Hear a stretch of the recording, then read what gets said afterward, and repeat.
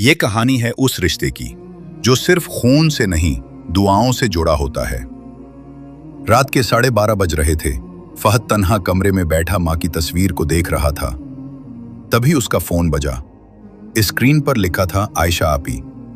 फहद के हाथ कांपने लगे क्योंकि पिछले रमजान एक ही हादसे में उसकी 5 बहनें आयशा, हिरा, निदा, सना और मिशाल दुनिया से चली गई थीं।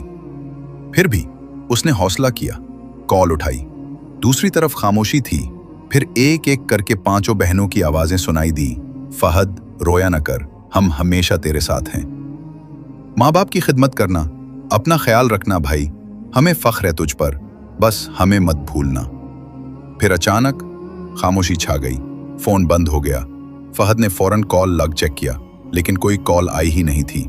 कोई नंबर दर्ज नहीं था। वो साकत बैठा रह गया। बस एक आंसू उसके चेहरे पर आहिस्ता से बह गया।